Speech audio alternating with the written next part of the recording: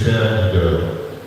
J'ai essayé de planter le décor, mais je pense que lui, il saura mieux développer ces sujets-là que moi, et je pourrais lui passer le micro sous vos ovations.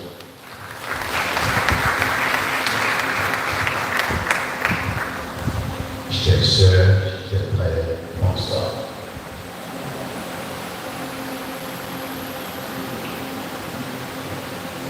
Eh bien, donc, je vais essayer de vous présenter très succinctement le livre Suprême Leadership par le dépouillement et l'amitié,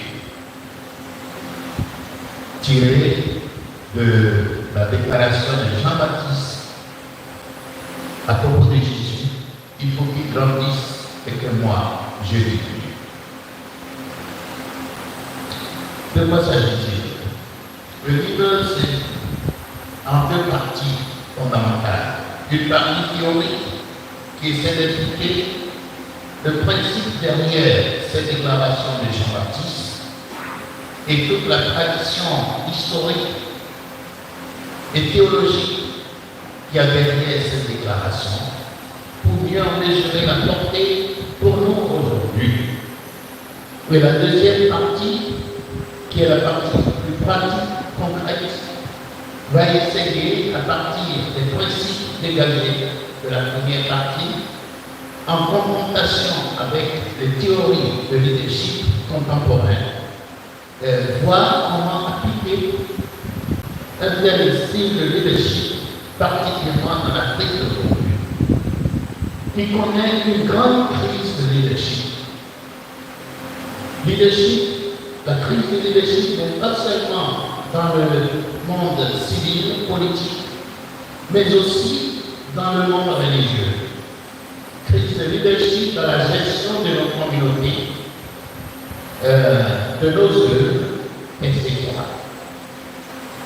La crise du leadership n'est pas propre à l'Afrique, c'est une crise de notre temps.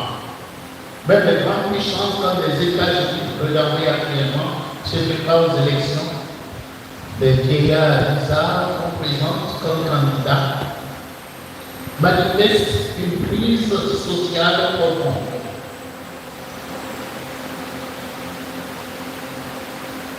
Alors, dans le plan, nous allons voir, première partie, examen exégétique de Jean 1, 3, 30. On aura une critique synchronique, critique diachronique et originalité de la déclaration.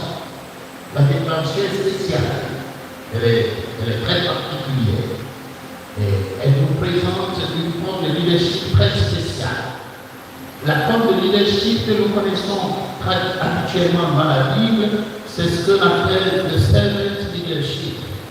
Le leadership, en parenthèse, a été fortement influencé par le monde anglo-saxon. Même le terme vient de l'anglais.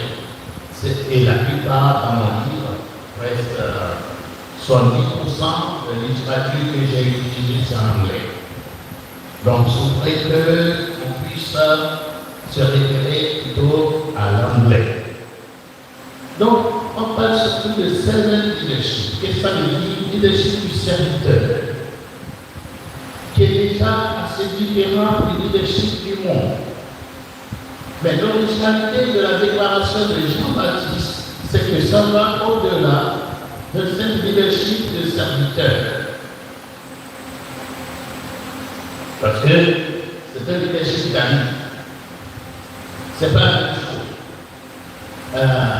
La gestion des choses par un serviteur n'est pas la même chose que la gestion des choses par un ami.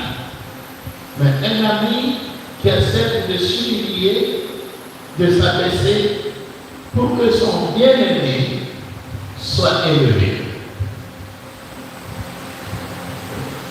Alors, nous allons voir dans la deuxième partie les implications théoriques et pratiques de la déclaration de Jean-Baptiste.